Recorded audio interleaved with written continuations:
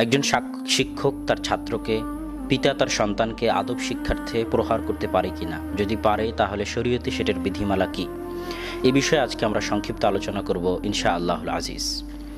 একজন সন্তানকে সংশোধনের জন্য আল্লাহ সুবহানাহু ওয়া তাআলা পবিত্র কোরআনে যে বিধিমালা প্রদান করেছেন সন্তান বা স্ত্রীকে সংশোধনের জন্য, তা তিনি সূরা নিসার 34 নম্বর আয়াতে বর্ণনা করেছেন।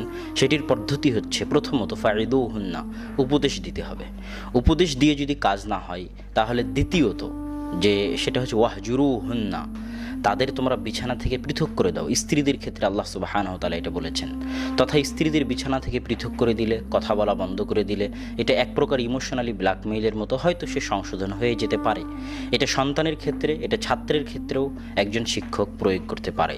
তৃতীয়ত আল্লাহ সুবহানাহু ওয়া তাআলা বলেছেন অদরিবুহুন্না, প্রহার করার কথা, হালকা প্রহার। তো ইসলামে সংশোধনের আমরা তিনটি নীতিমালা দেখলাম: উপদেশ, তারপরে আবেগ ভালোবাসা দিয়ে, অভিমান দিয়ে সংশোধনের চেষ্টা, তারপরে তৃতীয়ত হচ্ছে প্রহারের বিষয়টি।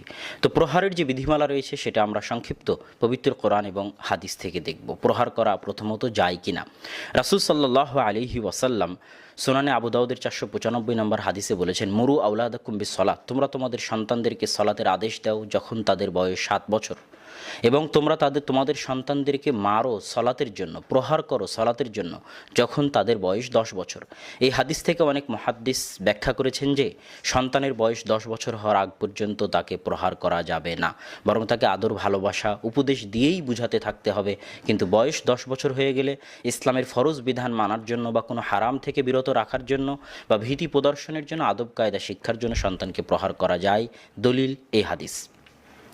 শুধু তাই নয়, সন্তান যদি বিবাহিতও হয়ে যায় তখনও তাকে পিতা আদব শিক্ষার্থে প্রহার করতে পারে। এই মর্মে দলিল হচ্ছে সহিহ বুখারীর 334 নম্বর হাদিস, যেখানে পৃথিবীর সর্বশ্রেষ্ঠ ব্যক্তি, নবী রাসূলদের পরে সর্বশ্রেষ্ঠ ব্যক্তি আবু বকর রাদিয়াল্লাহু তাআলা আনহু, তার বিবাহিতা মেয়ে, পৃথিবীর সর্বশ্রেষ্ঠ নারীদের একজন আয়েশা রাদিয়াল্লাহু তাআলা আনহাকে পৃথিবীর সর্বশ্রেষ্ঠ মানুষ, সর্বশ্রেষ্ঠ নবী, জামাই মুহাম্মদ সাল্লাল্লাহু আলাইহি ওয়াসাল্লামের সামনে প্রহার করেছিলেন মর্মে হাদিসে প্রমাণ পাওয়া যায়। শুধু তাই নয়, রাসূল সাল্লাল্লাহু আলাইহি ওয়াসাল্লাম, সিলসিলা সহিহাতে আপনারা এই হাদিসটি পাবেন, 1447 নম্বর হাদিস। রাসূল সাল্লাল্লাহু আলাইহি ওয়াসাল্লাম বলেছেন, আল্লিকুস সাউতা, তোমরা লাঠিকে তোমাদের বাড়ির দরজায়, গেটের সামনে, বাড়ির ভিতরে ঝুলিয়ে রাখো, যাতে সেই লাঠি দেখে পরিবারের সদস্যদেরকে তুমি ভীতি প্রদর্শনমূলক আদব কায়দা, শিষ্টাচার শিক্ষা দিতে পারো।